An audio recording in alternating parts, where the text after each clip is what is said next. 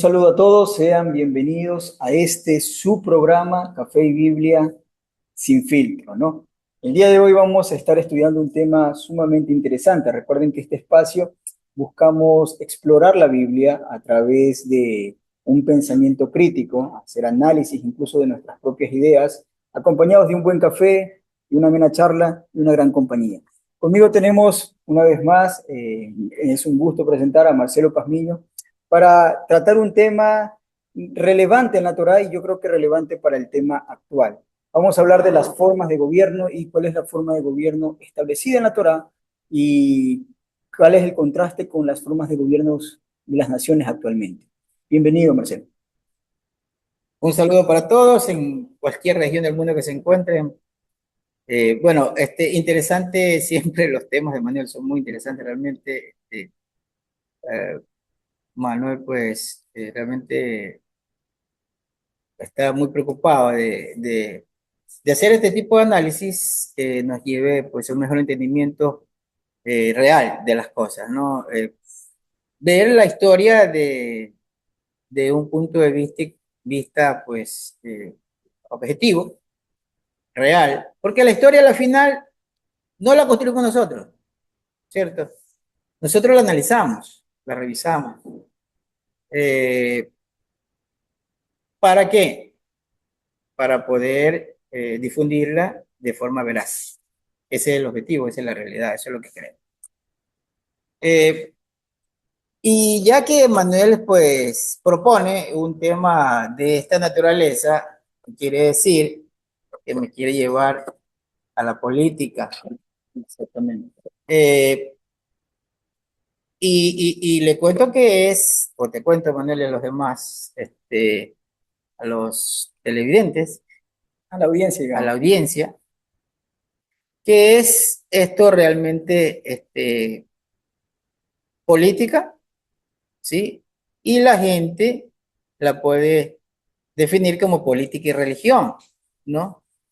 Eh, yo les digo, y te digo, Manuel, sinceramente, la Biblia no es religión. Es decir, le dieron un aval, una caracterización religiosa, pero en realidad cuando analizo la Biblia, pues yo ahí no veo religión. Yo lo que veo es una narrativa, veo una historia eh, que se fundamenta en el inicio de un linaje que luego construye una sociedad, se forma,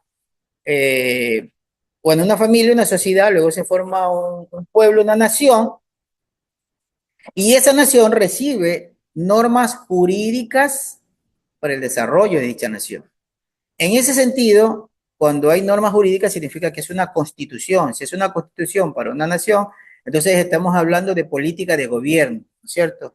Estamos hablando, por ejemplo, de economía política, estamos hablando de organización política, ¿sí? En cuanto a incluso a su división como pueblos, una división política que luego ellos estructuraron. Es decir, yo por ningún momento veo en la parte de la historia del pueblo, yo no veo religión, ¿sí? Porque tener un templo no es religión, porque el servicio que se hacía en el templo no es un servicio religioso, es Exactamente. un oficio, ¿cierto? Pero no es de carácter religioso. Es un oficio que es más bien, si nosotros leemos en toda la ordenanza de la práctica del servicio del templo, tú eres un experto en el templo, en ningún momento dice, por ejemplo, en la ley levítica, ni en el libro de números, cuando se está ejercitando, o en Éxodo, a partir del capítulo número 25, que comienzan este tipo de ordenanzas referente a la construcción del Mizcán, que era antes del templo, eh, no se habla de algún acto religioso, se habla de un acto castrense, se habla, por Exactamente. ejemplo, de la presentación de tributos por las contravenciones, por las faltas, se habla de un presente, por ejemplo, de agradecimiento, ¿sí? Se habla, por ejemplo, cuando es una minjá, que es un presente, o cuando se ha pedido una truma, porque todos estos son contribuciones digamos, de carácter, digamos, contributivas. Realmente aquí yo no veo religión. Yo no sé, tú que eres experto en Claro. el templo y que has hecho estudios maravillosos del templo, si alguna vez te has encontrado con un servicio religioso. No, para nada. El templo realmente es donde se lleva a cabo toda la organización política del pueblo de Israel. Cuando hablamos de contribución, hablamos de impuestos, hablamos de ofrendas. Sí hay que entender que las ofrendas, aunque están etiquetadas como para el Eterno, quienes las consumen son los servidores públicos en su caso, que son los levitas y los sacerdotes.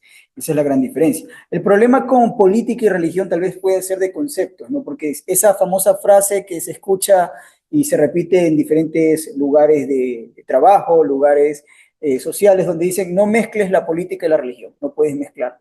El problema es conceptos, porque si queremos ver realmente qué es la religión, podríamos definirlo como un conjunto de dogmas, creencias, no están basados en ciencia ni cuya influencia solamente se gesta en la creación de una subrealidad de la mente, o sea, el cielo, el infierno, el diablo, el alma, el espíritu y cosas así, un mundo ficticio que va gestando en el ser humano una especie de comportamiento, pero sin ninguna influencia en el gobierno o en la dirección del pueblo, la nación, sino solamente tal vez como una vida individual, porque yo puedo decir, yo guardo el domingo porque, y voy a la iglesia el domingo porque yo quiero, sí, pero mi vecino no quiere, está sujeto a mi opinión.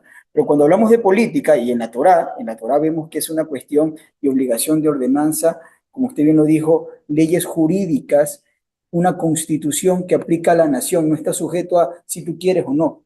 Vemos que la religión está sujeto a si tú crees y si tú quieres aceptar, lo aceptas. Con el Eterno no. Cuando hablamos de la nación es una imposición de ley si quieres pertenecer a esta nación. Entonces esa es una gran diferencia entre la política y la religión. Y cuando vamos a analizar el tema bíblico, vemos que no hay por ningún lado algo religioso. El problema es que desconocen que en la antigüedad, por lo regular, no se dividía el gobierno de un estado, de una nación, de la idea de sus gobernantes interestelares o sus dioses o el eterno. En el mundo en que se dio la escritura no había una división y de hecho, para otro tema, tendríamos que analizarlo, al día de hoy tampoco ha acabado eso. Los gobernantes del mundo tienen sus ritos, tienen sus ceremonias, tienen sus servicios religiosos, tienen sus templos, pero no vamos a entrar en esa parte. Quisiera entrar y preguntar, ¿cuál es el sistema de gobierno en la Biblia, el sistema político de gobierno en la Biblia establecido? Antes de llegar a la monarquía, porque cuando vamos al punto de la escritura, vemos que él establece un sistema de gobierno a través de Moisés y cuando antes de llegar a la monarquía hay como una pregunta, perdón, no una pregunta, hay como una especie de queja de parte del Eterno hacia el pueblo y dice, no te han desechado a ti, le dice a Samuel, sino me han desechado a mí. Entonces vemos que el sistema que planteó antes de la monarquía era otro. Y Sí, el profeta, como dice, se con adelante. relación a esto, Uh -huh. tú me estás planteando primera Samuel capítulo número 8, ¿no? Donde ya se suscita este problema, pero hay antecedentes antes de llegar a esto, ¿no? Que es Adelante. interesante lo que tú me estás diciendo, porque tú me estás diciendo, bueno, lo que pasa es que cuando el pueblo decidió hacer una elección, ¿no? No hablamos aquí de democracia todavía, porque la democracia es que el pueblo elige al personaje. ¿Sí? En este caso lo que hizo fue el pueblo hacer un pedido, una petición. Queremos tener un sistema de gobierno como tienen las otras naciones. En ese momento no había democracia, realmente lo que había era un sistema monárquico, ¿no? Entre las naciones, entonces querían tener algo igual. Entonces, si ellos dicen queremos tener un sistema monárquico porque pidieron reino, según lo que relata primera de Samuel 8, entonces quiere decir que el pueblo no tenía un poder, digamos, De elección. de gobierno monárquico y mucho menos democrático, eso no existía, porque no existía en ninguna parte del mundo, ¿no?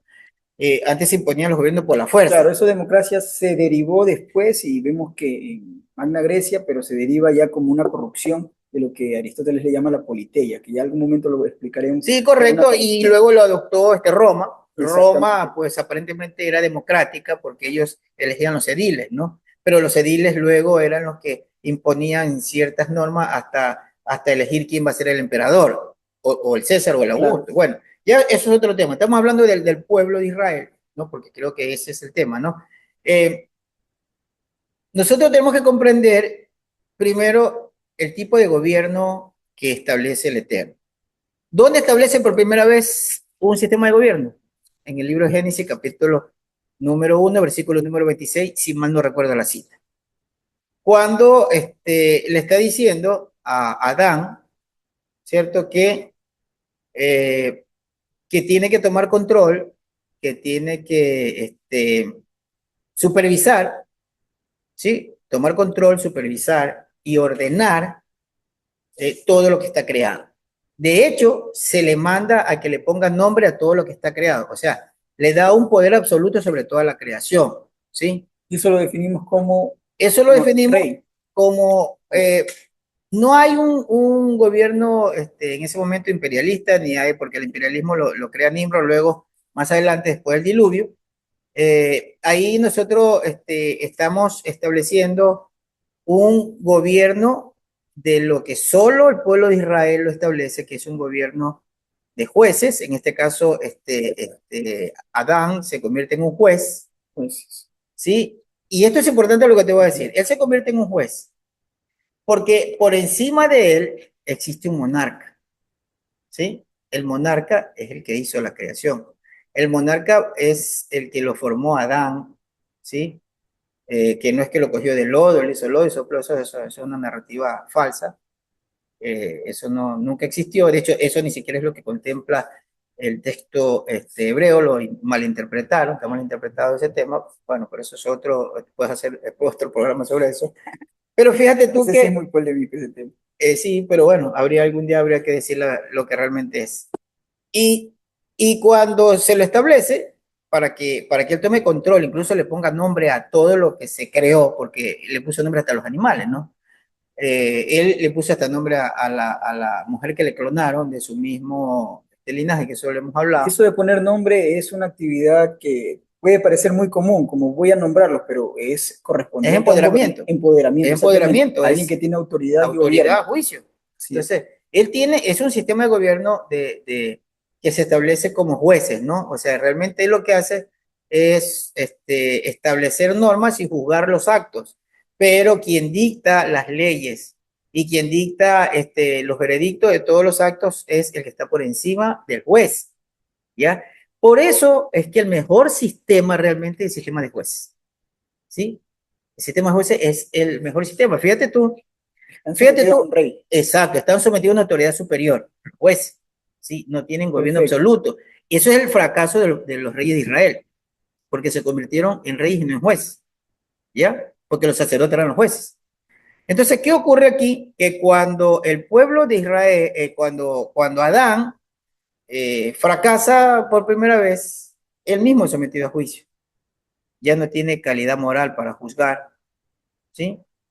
Entonces, se distorsiona todo, ya no tiene capacidad de gobierno, ¿sí? Y ya pues hay libre albedrío de todos los que habitan en ese momento y la verdad se pierde toda dirección porque él ya no tiene capacidad de juicio porque moralmente pues está disminuido, ¿no?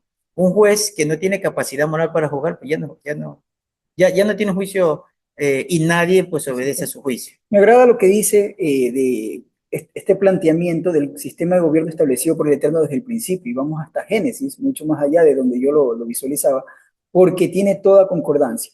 Veo como que, y eso tal vez me puede corregir más adelante, veo que como el sistema de rey termina siendo una consecuencia Una consecuencia. de lo que el pueblo solicitó en su momento. Pero el sistema de jueces es perfecto porque a diferencia del sistema de rey, el rey él muere y hereda a su hijo.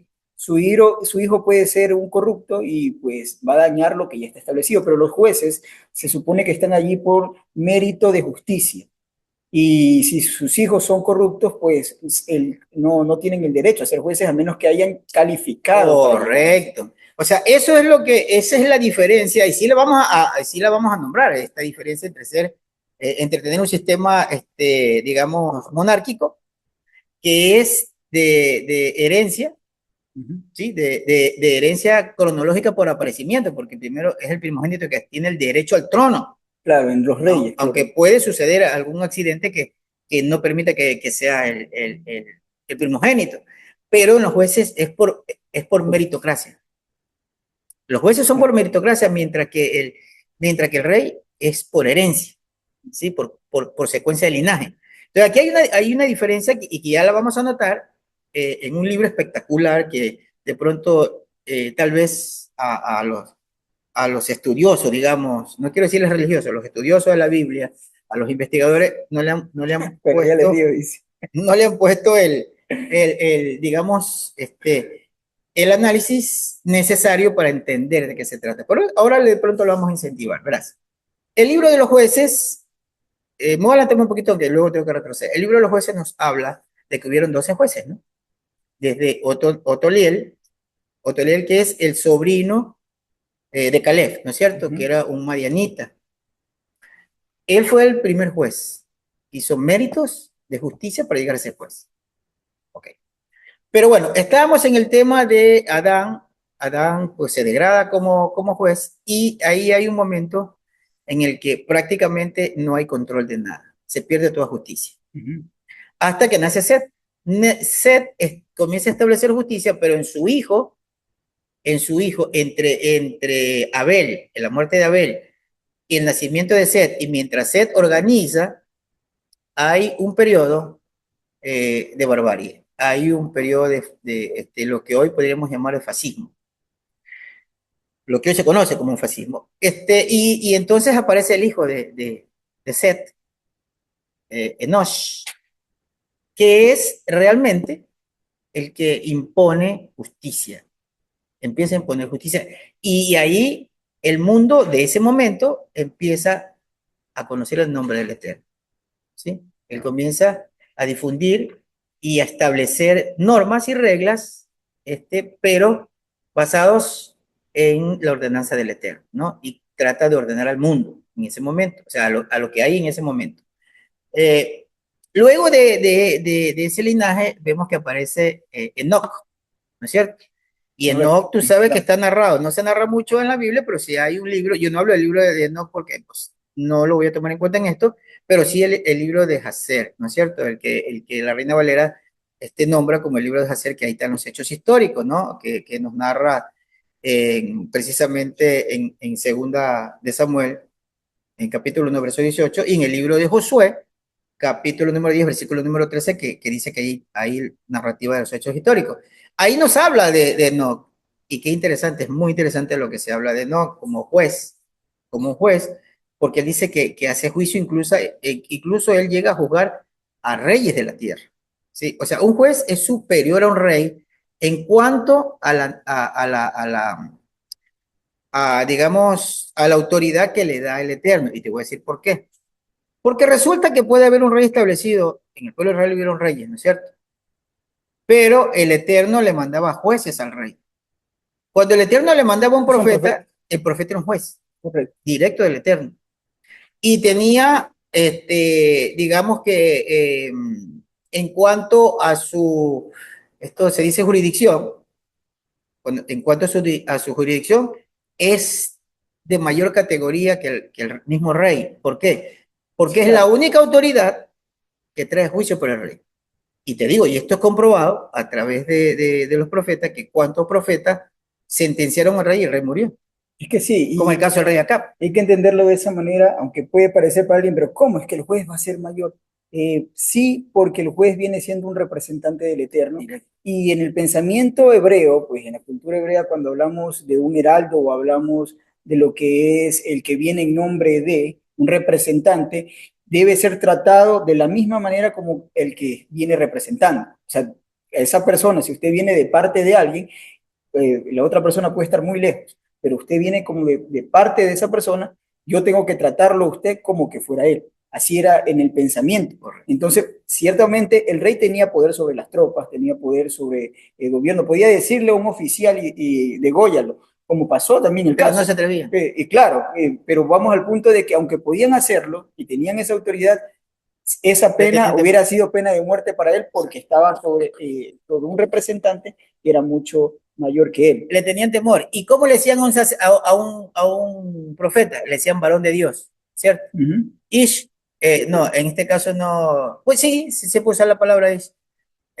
Digamos, y sería Ish, Eloa. sí, Ish le Yahweh, Ujú. Ish le Elohim, ¿no? O Ish ba Elohim, ¿no es cierto? O sea, es un varón que viene de parte del Eterno. No, no lo van a tocar porque sabe que se está metiendo en problemas directamente. Entonces, ¿cuántos de ellos? Por ejemplo, el que vino a David, ¿te acuerdas? Que le dice, le plantea un teorema y le dice Natán. a Natán, hay un varón que tiene muchas ovejas y se atrevió a quitarle a otro varón solo la única oveja que tenía. ¿Qué dirías tú de que le correspondería a ese varón? Sí, En bueno, nuestro ¿no? juicio, claro. Entonces él le dice, eres tú. Cuando le dice, eres tú, él se da cuenta realmente de que el Eterno le trae juicio por medio de ese profeta. Eh, y así, ¿cuántos profetas le dijeron a sus reyes? ¿Cuántos profetas, por ejemplo, el profeta Isaías viene al rey Ezequías y le dice, vas a morir, arregla tu cosa y te vas a morir? ¿Quién trajo el juicio de parte del Eterno? Fue el profeta. El profeta es un juez superior al rey, porque le dice, vas a morir. Y esa palabra se iba a cumplir en la tierra. Y quiero hacer hincapié en dos cosas. Una, que cuando decimos el profeta, estamos hablando de aquella persona que el Eterno levantó en función de y está cumpliendo ese propósito, a diferencia, y se tiene que diferenciar el profeta, el Naví, de aquella persona que recibe profecía.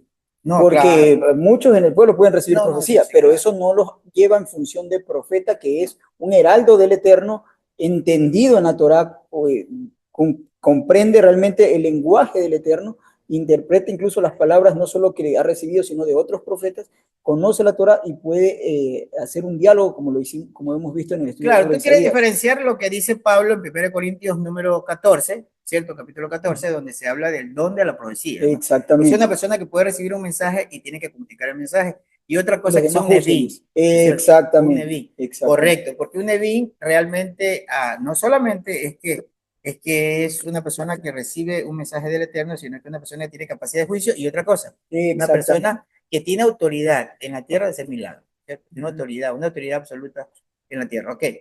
Pero cuando el Eterno coge y establece a una persona y le dice, vaya a hacer juicio contra esta autoridad, esa persona tiene ese poder. Entonces, lo que queremos establecer aquí, más que todo, es los sistemas de gobierno, ¿no? ¿Qué pasó con Adán? ¿Cuál fue el sistema de gobierno que él implementó? Que era un sistema de jueces, y todos eran jueces, no fue un juez. Algo que no quiero que se escape porque puede que alguien lo escuche y piense y diga, pero no, pues si esa línea de Adán no son jueces, eran reyes porque les llamaban Melech Sadik. Hay que entender algo. No eran reyes como se entiende la palabra reyes, porque a pesar de que vemos una línea entre hijos, vemos que después brinca por muchos de ellos. No es lo mismo que un rey, que necesariamente tiene que ser su primogénito. Vemos que en esa línea no se rompe ese patrón. Hay una coincidencia de eso, pero no se rompe ese patrón. Hacen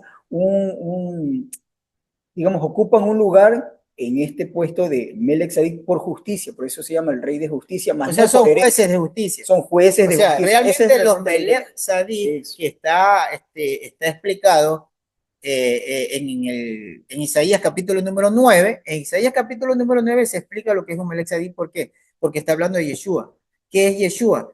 Y cuando se establece las características de aquel que se lo está graficando, estoy hablando exactamente de Isaías 9, se está dando las características de un Melech Tzaddik. ¿Qué es un Melech Tzaddik? Es un príncipe que trae paz, ¿sí? Pero que hace O sea, función de juez. de hecho, acuérdate que la palabra ahí es sharp, Ujú. ¿sí?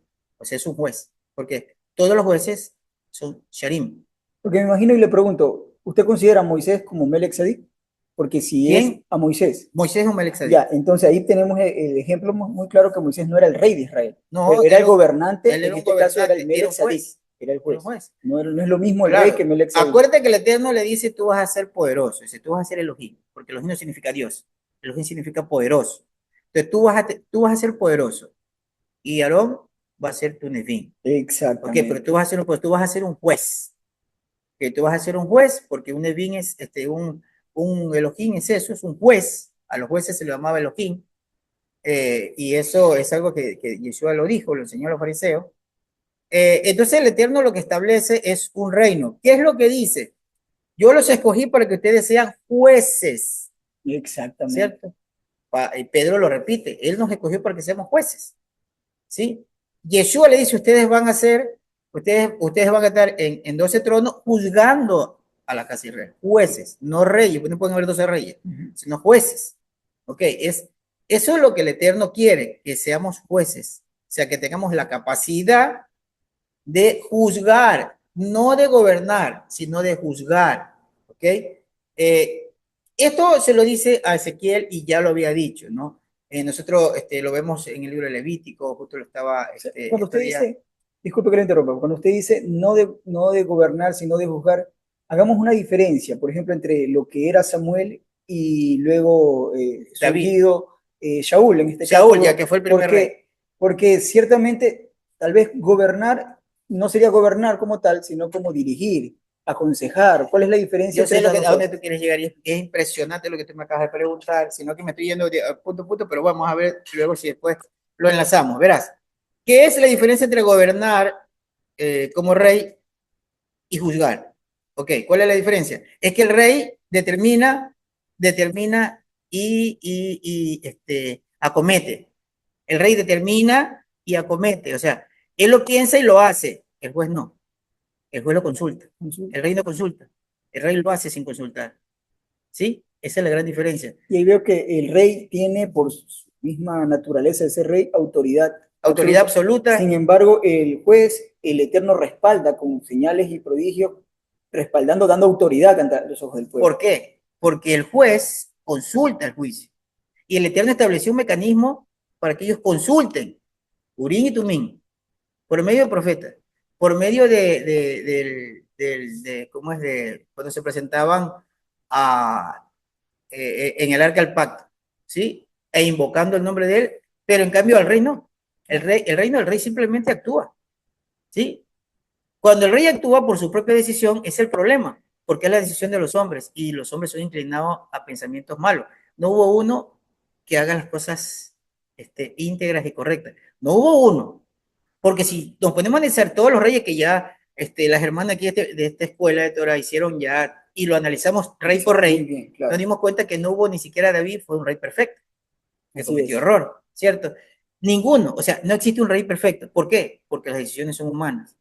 El juez tiene una característica, que el juez consulta antes de actuar, porque no tiene la plena autoridad. Y eso es lo que necesitamos. Se toma un gobierno que no tenga plena autoridad de ejercer como humano, porque el humano tiende a equivocarse. Entonces nosotros tenemos que regresar al sistema de justicia, donde el juez realmente consulte con el Eterno. O sea, que tenga un vínculo directo con el Eterno. ¿Por qué es necesario esto? Porque acuérdate que hay una ordenanza que, si mal no recuerdo, está en Deuteronomio capítulo número 17, tú te vas a acordar muy bien, que es la ley de los reyes, donde se le ordena a los reyes que tienen que tener una copia de la Torá. ¿Por qué? Porque la única forma de mantener un equilibrio en cuanto al ejercicio de su postulado es teniendo en la mente la ordenanza de cómo actuar. ¿Sí? Y sin embargo, en el juez eso ya está implícito. Está implícito porque lo tienen ellos. Si no lo tiene, no es juez. ¿Por qué? Porque ellos están atendiendo a esa ordenanza día a día. Claro. Porque están consultándola día a día, porque están en un servicio diario donde tienen que recurrir a revisar las ordenanzas. El rey no tiene esa función. El rey tiene una función de administrar, ¿sí? De administrar el reino, pero no de la forma como lo hace el sacerdocio, con una estructura de gobierno. El rey no tiene una estructura de gobierno, el rey da las órdenes él.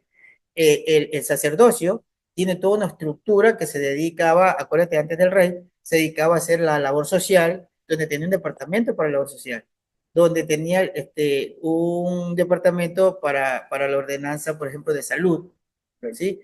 Que el rey, en la estructura del rey, no cuenta con con esa ayuda, sino que lo que tiene es un consejo, ¿cierto? Pero es diferente a la estructura que formó el Eterno en el templo. Por eso, mira, esto es interesante, este cambio, porque la verdad que este tema es muy, muy, muy lindo. Este cambio brusco que hay en primera de Samuel, capítulo número 8, cuando el Eterno le dice a Samuel, después que el pueblo, al ver que sus dos hijos fracasaron, realmente, ¿no? No siguieron la línea de su padre, le dice, no, tú ya te envejeciste, tú eres un juez realmente recto, tus hijos no siguieron tu camino, así que pones un rey como tienen las otras naciones. Entonces el Eterno le dice, no te entristezcas porque no es a ti al que rechazaron como autoridad, sino me están rechazando a mí. ¿Por qué? Porque realmente el que reinaba el Eterno a través de un hombre de la tierra que le obedecía a él. El rey no consulta con el Eterno.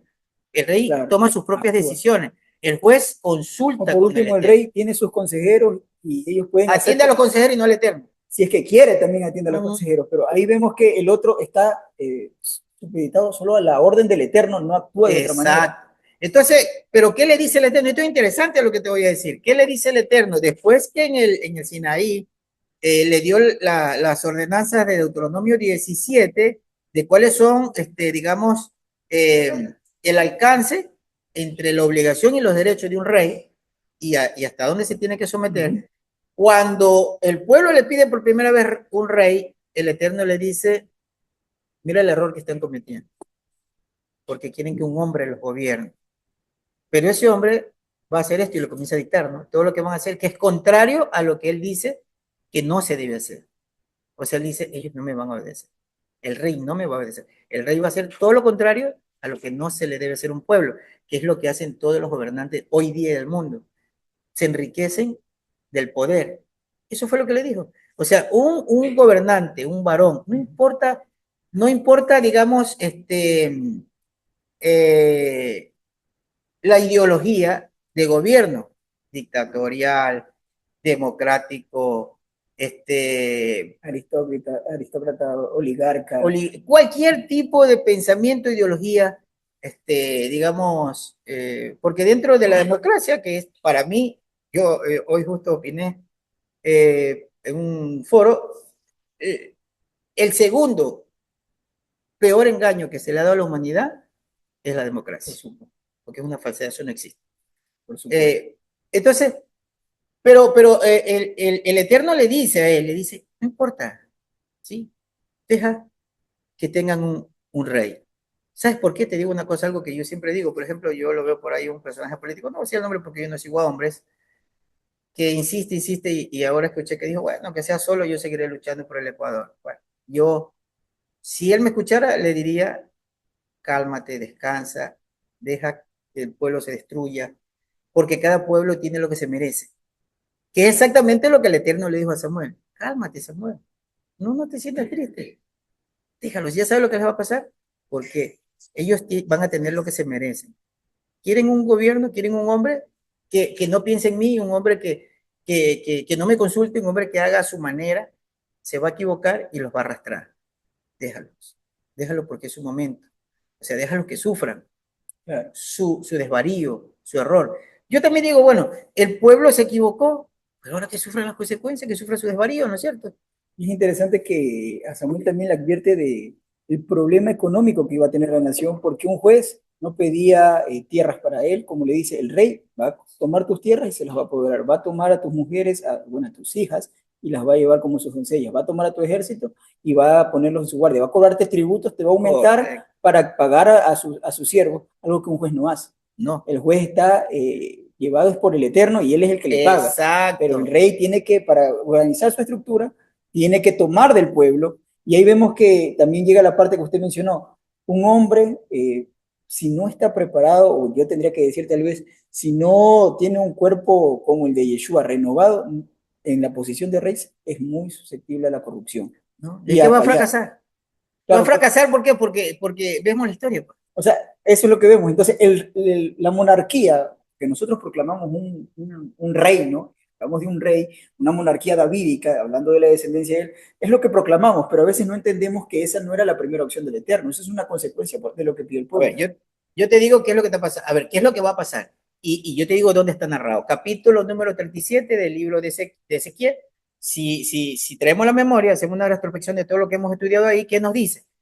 Nos dice, yo los recogeré, ya casi al final de ese capítulo, que aparte que primero habla de los huesos secos, del valle de donde cayó Efraín, bueno, esa es otra historia. ¿Qué pasa ahí? Que ya al final dice, yo los recogeré, ¿no es cierto? Yo mismo los voy a recoger. Ya no voy a usar a los pastores. ¿Quiénes eran los pastores? Los reyes no sirven para nada. Yo los voy a recoger. yo los voy a traer. Y yo les voy a poner un príncipe, no dice un rey. Si tú ves, no dice un malak, no dice, perdón, un melech, Nasir. dice un Nashir, ¿cierto? Un Sham Nashir. Entonces, cuando él dice, yo voy a establecer un príncipe en medio de ellos, mi siervo David, y ya David estaba muerto, o sea, es un descendiente, como dice Isaías, alguien que desciende del tronco de Isaí, o sea, del linaje de David, como está profetizado. Entonces dice, yo voy a poner a mi siervo David como príncipe en medio de ellos, pero yo seré solo. Cuando él dice yo seré solo, él no está diciendo yo seré Yahweh, no, porque él es Yahweh. Hay que entender lo que dice, yo seré su gobernante. ¿Por qué? Porque a través de Yeshua, el gobierno lo va a hacer el Eterno, no Yeshua. Yeshua lo representa en la tierra, ¿sí? ¿Qué es lo que es un naví en este sentido de juez? Exacto. O sea, Yeshua tiene las condiciones de un Neví, porque es un Neví, está dicho en Deuteronomio 18. Profeta como músico. Exacto. Él es un Melech Tzadik, ¿no es cierto? Es un Shar, Shar Beshalom, ¿sí? Beshalá. Shar, la conjugación así. Shar Beshalá es un príncipe de paz que va a traer paz. O sea, tiene las condiciones, pero él, como dice Isaías, capítulo número 11, interesante lo que dice Isaías, capítulo número 11, de lo que él recibe, lo que va a hacer, dice que él va a traer respeto a Yahweh. Cuando dice que él va a traer respeto a Yahweh, que va a gobernar con vara de hierro, porque eso dice Isaías, capítulo número 11, que es interesantísimo, en cuanto al gobierno que él va a hacer, él dice que él va a hacer, él va a traer y va a hacer respetar a Yahweh, ¿ya? Que no ha hecho los reyes. O sea, eso es lo interesante, ¿ya? Esa es la justicia que se tiene que establecer en la tierra, un sistema de justicia de jueces, porque el juez está conectado al Eterno. El rey no, el rey hace su voluntad. Es más, fíjate que David era un rey justo, porque el Eterno dice, mi siervo David era justo.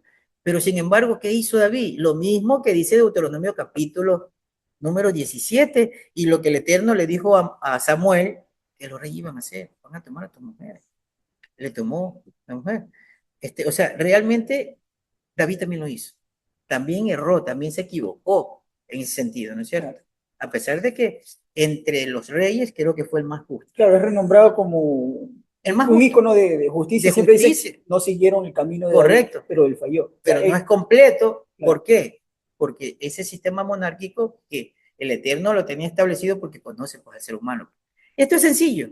Correcto. ¿Qué pasó? Correcto. El hombre se enseñoreó de otro hombre, que fue lo que pasó con Nimrod, y reinó sobre los demás. ¿Cierto? Cosa que no tenía establecido el Eterno. Porque el mismo Yeshua enseña, no se enseñorea en el uno del otro. Como las naciones. Como las naciones. Porque las naciones hicieron eso y comenzaron a corromperse. Y por eso dice, el que quiera ser mayor entre ustedes debe servir. El menor, el de servicio. El de servicio. Un rey tiene que ser de servicio. Y ahí es donde veo que esa función él la extrae del funcionamiento de lo que es un edil o un juez en este caso. Él no es que se pone, a ver, yo mando aquí y ustedes hacen lo que yo digo como lo haría un rey. No, más bien él lo que pone es al servicio. Vienen a él a consultar, él explica y también cuando tiene que enviar un mensaje del Eterno lo hace. Es el que sea mayor entre ustedes, sirva al pueblo.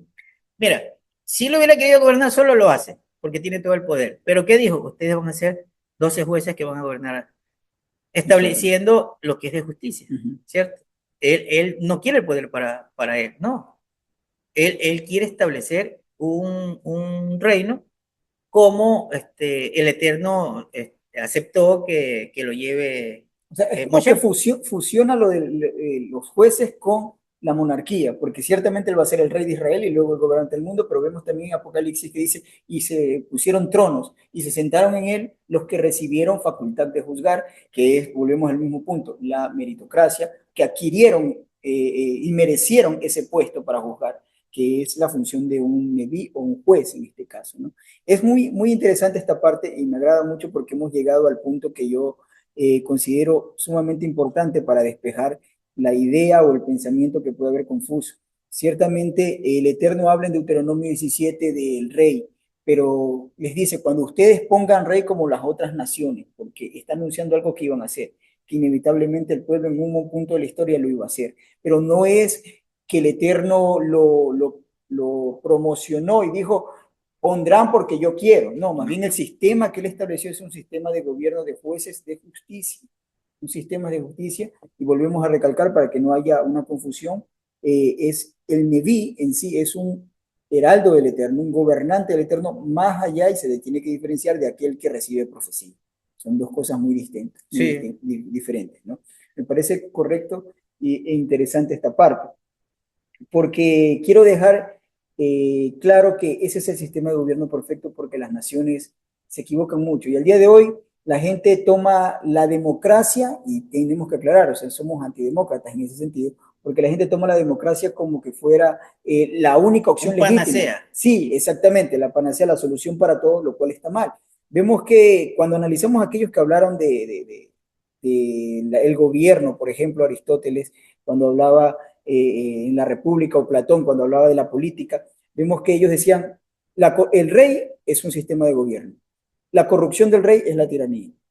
El mejor sistema de gobierno que pudo tener Grecia en su momento era la aristocracia, eran los más preparados. Y dice, bueno, y la corrupción de eso es la oligarquía.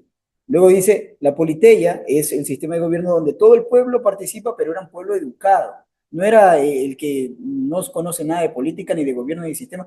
Ese también tiene derecho a decir quién no. Dice, la corrupción de la politeia es la democracia. Y la democracia hasta el día de hoy es un sistema fallido y corrupto.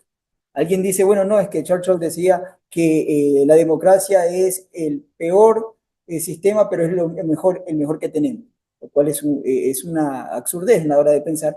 Tenemos que ir saliendo de eso y despertar a la gente, y más que nada a nuestro pueblo, de que no pensemos que es que si no es democracia está mal. O sea, no es así. Realmente el sistema de gobierno es aquel que, primero, para las naciones, el que mejor preparado esté. Yo estoy en desacuerdo con esa ley que dice que para ser, por ejemplo, presidente de la República basta que tenga ciudadanía ecuatoriana, nada más.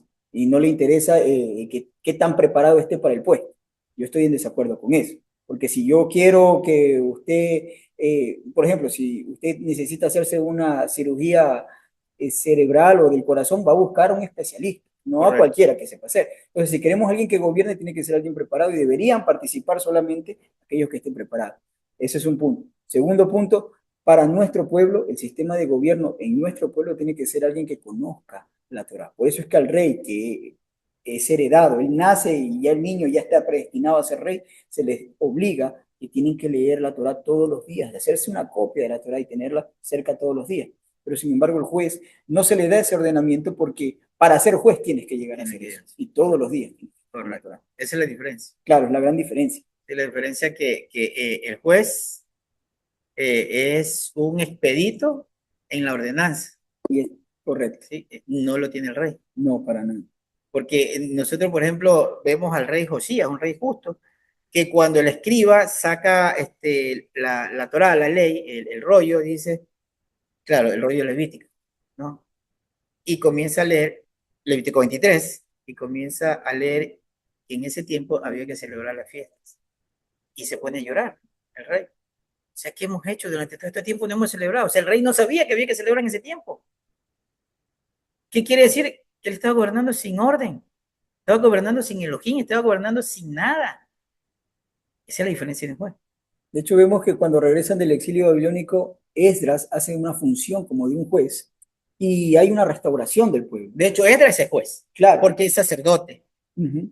Zorobabel es de la casa real. Zorobabel es descendiente de Sí, David, exactamente. es de la casa Hacen real. una función de gobierno allí. Son Él es jueces, gobernador. basados en jueces, y se repara el pueblo. Pero luego veo que cuando suben al gobierno los hashmoneos, se corrompe porque ellos toman el gobierno a función de príncipes y reyes. Correcto, Y se vuelve a corromper todo. correcto. En la época de Esdras y Nehemías vemos un triunvirato, un triunvirato. Esdras gobernaba con la Torá. Ujú. Zorobabel en la administración pública porque Exactamente. descendía De David. de Era David un y gobernador. estaban haciendo algo justo, porque tenían que tener un representante de la línea de David para que se establezca como un gobernante. Ujú. ¿Ya? Y Nehemías, que era, digamos, un interlocutor, un administrador de los bienes De los otros de ministerios. Babilonia, que Exactamente. estaban poniéndose para que se restaure Israel. Entonces es un triunvirato, ¿no? Pues la verdad hicieron un muy buen trabajo. Exactamente. ¿Por qué? Porque no se desligaron del Eterno a través de Esdras. Lo interesante, o sea, cuando quieran analizamos el libro de Esdras y Nehemías y eso es espectacular por lo que ellos hacen, que es exactamente lo que nosotros tenemos que hacer ahora que nos vamos a retomar. Exactamente. O sea, si nosotros queremos hacer algo, tenemos que consultar con dos grandes expositores. ¿Cuál es? El libro de Esdras y Saúl. Si nosotros usamos a Esdras y Nehemías, ¿no? O sea, esa historia, y Saúl, Esdras cómo reforma, cómo conforma y cómo une, cómo administra, ¿sí? Y cómo antepone al Eterno, por sobre todo.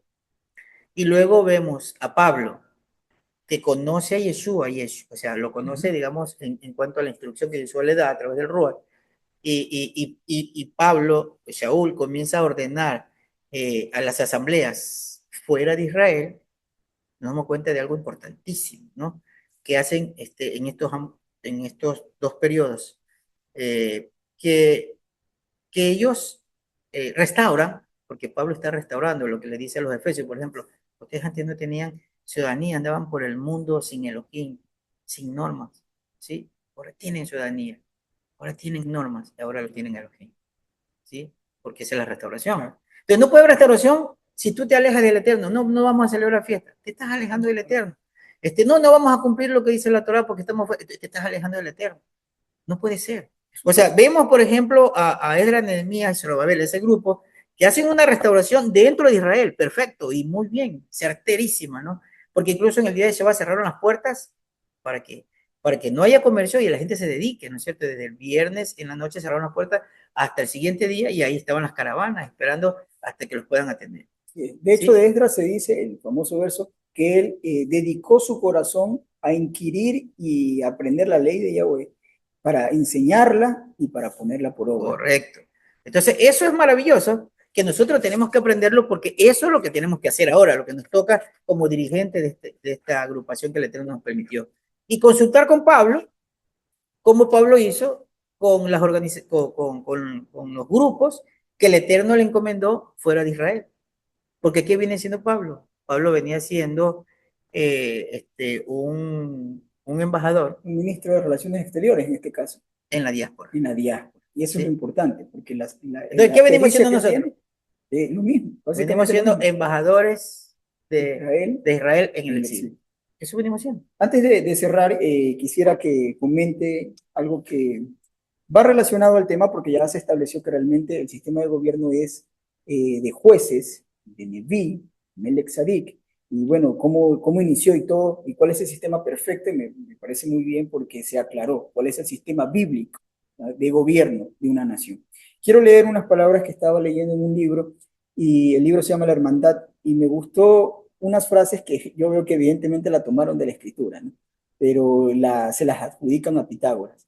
Y bueno, el libro cita muchas cosas de Pitágoras, pero no he leído si esto realmente en la historia fue real, pero bueno, esto es lo que Sí, se sabe que Pitágoras, antes que empiece, Pitágoras estudió en un instituto en Medio Oriente sí, sí, por y tuvo un supuesto. maestro y Sí, todo lo que él decía era de su maestro.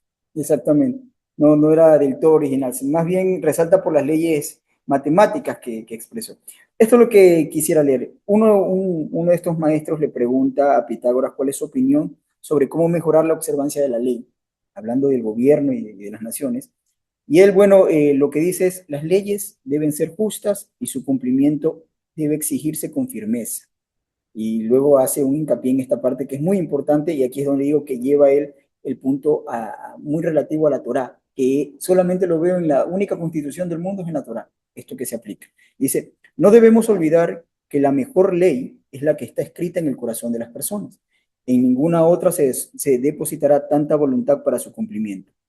Y dice, educa a los niños y no tendrás que castigar a los adultos. Correcto. Y ahí se me viene Lo una mismo que idea. dice Salomón en el libro de Proverbios. Claro, y por eso voy, porque la ley que le consideran el mayor mandamiento, el Shema Israel, el mandamiento es no recitarlo, es educa a tu hijo, Correcto. enséñale a tu hijo. Esa es la ordenanza. Si le enseñas a tu hijo desde niño a temer al Eterno, no te preocuparás porque haya transgresores cuando sean adultos.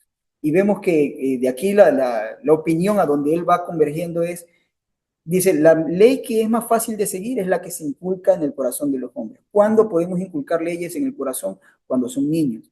Y vemos, como le digo, no hay ningún otro sistema de gobierno que aplique esto, sino es la Torá, porque es un mandamiento. El mandamiento de educa al niño, instruye. De hecho, la palabra que dice ahí, la repetirás, es la palabra, no recuerdo en hebreo, pero significa afilar. Realmente es la palabra afilar y la vemos en otras partes de la Biblia cuando hablan de afilar cuchillos o afilar espadas. Es Sí, afilarás a tu hijo en estas palabras que yo te mando hoy. sí, la palabra que la gente utiliza para decir que Yahshua es es Yahweh. Y realmente esa palabra es la palabra Shua. Entonces, como dice Yahshua, ¿no? Dice Ya y Shua. No, Shua significa eso, afilar, Claro, significa sí, pulir, ¿ya? pulir. Y es la palabra que aparece ahí, o sea, pule a tu Por hijo. eso le pregunto, ¿cuál es su opinión con respecto a esto? Porque a mí por lo menos me deja, no desconcertado, sino realmente impactado Allanar también de significa ver como lo que dice en el libro de Isaías, que Elías venía a allanar el camino, a preparar el a camino. pulir el camino. Porque yo veo aquí que es la mejor manera y es un desentendimiento a veces que se tiene del Shema. El Shema no es repetirlo, el Shema es enséñale a tu hijo. Claro. Cuando es joven y puede aprender y puedes inculcar esas palabras en su corazón. O sea, no es un mandamiento para, No es digamos, cantarlo. no, es un mandamiento para el padre en su intimidad con su hijo. O sea, es la Claro. responsabilidad del padre con el hijo. Y cuando se inculca eso desde niño, podemos darnos cuenta que más adelante no vas a tener que castigar, como dice aquí, pues al adulto por infringir la ley al eterno. Recuerda lo que el Eterno le dijo a Moshe. Le dijo, aprende estas palabras, memorízalas y enséñaselas a tu hermano. Y que tu hermano se le enseñe a sus hijos. Y que sus hijos le enseñen a sus hijos. ¿Se recuerdas Uh eso? -huh. Bueno, eso para los sacerdotes, porque los sacerdotes tienen que memorizar la Torah, Correcto. porque eran los jueces. El juez tiene que memorizar la Torah. Luego, ahora hay que decírselo al pueblo. Y entonces por eso se ordenó el Shema en Deuteronomio, capítulo número 6. Porque en el pueblo tenía que hacerse el mismo ejercicio, de generación en generación. Enséñale a tus hijos. Y nadie cantaba el Shema. Claro. No, la gente obedecía el Shema. El Shema es para enseñarlo, no para cantar. Pero por eso digo, veo que no, ni siquiera es para enseñarle a mi compañero, es para enseñarle a mi hijo, Es que instruirlo cuando es niño. el padre es el instructor de la familia. Y no es que tengo que saberme la Torah de memoria, sino que tengo que inculcar el temor del eterno en mi hijo. ¿Qué es lo que entendió? Ya creo que nos toca el corte, ¿no? Sí, ya vamos a ver. Es lo que entendió Salomón, porque acuérdate que el libro de Proverbios donde dice, educa al niño para no castigar al adulto, ¿sí? Y lo dice en varios lugares de Proverbios y de diferentes maneras. Empieza como diciendo, dice, el principio de la sabiduría es el temor a Yahweh. Correcto. Entonces, ¿qué es lo que tienes que inculcarle a tus hijos? Es el temor para que ellos sean sabios. Cuando tú eres sabio, no te condenan, porque el Entonces, sabio sabe actuar. así es, me parece excelente, ya vamos cerrando. Realmente la idea, o por lo menos estas dos ideas que se han planteado en toda la conversación del día de hoy, la primera es que el hombre con poder en cualquier sistema de gobierno se corrompe, porque debería cumplir dos condiciones. La primera es gobernar con conocimiento y gobernar o buscar el fin común, el bien común, perdón, buscar el bien común. Y la mayoría de las personas, sea presidentes o reyes, a veces terminan cumpliendo una y no la otra, o no cumpliendo ninguna. No buscan el bien común o no tienen conocimiento de cómo hacerlo. Cuando vemos y analizamos el sistema de los jueces en la escritura, vemos que cumple con esto. Tiene conocimiento porque si no, no puede llegar a ser un juez y se descalifica como juez si es que no busca el bien común que es la ordenanza del Eterno, en este sentido. Y en segundo, pues, poder enseñar y definir que el Shema no es un cántico, no es una repetición, sino más bien es una obligación legal, un ordenamiento, es un mandamiento, un ordenamiento de que el padre instruya a su hijo y a veces Correcto. ignora eso y se espera que los maestros de la escuelita de Torah le enseñen a sus hijos cuando es la responsabilidad del padre. Si tengo un par de minutos para Sí, darte sí, algo, eso le iba a decir, cerremos con algo sus palabras. interesante, algo interesante. Mira, todo en la historia es por experiencia, la experiencia que se va teniendo, porque el Eterno dijo 6.000 años, en 6.000 años se va a preparar el ser humano, para luego escoger a su grupo al que calificó. Y son etapas. Mira, por ejemplo, el tiempo de José. José es un Melec Sadik. José es realmente un juez de justicia. No fue rey, ¿no? Pero juzgó. Claro. Y juzgó un pueblo con justicia, con la sabiduría del Eterno. Mira que él mostró que el Estado puede ser eficiente, ¿sí? Cuando no se Claro. persiguen intereses personales. ¿Qué hizo él? El Estado tomó toda la tierra, pero no para sí. Luego le concedió al pueblo darle los insumos y la tierra para que ellos hagan usufructo.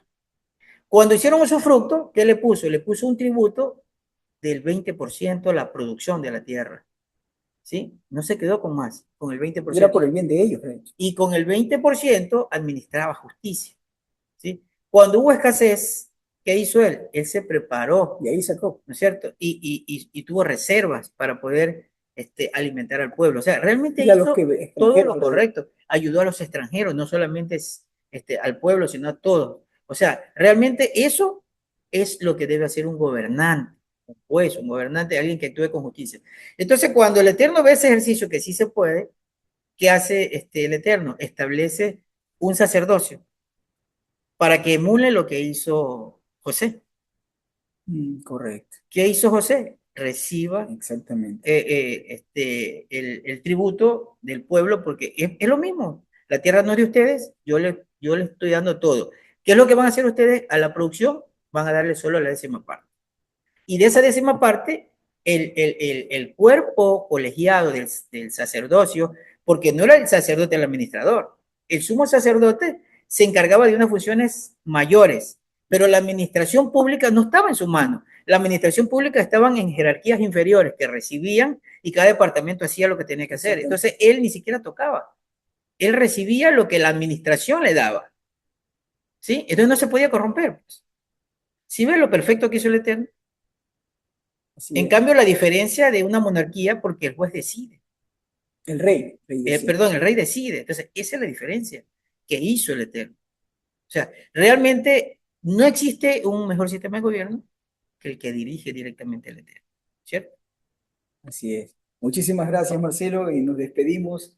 Esperemos que esta charla haya sido de ayuda y de edificación a aquellos que nos están escuchando, ¿no?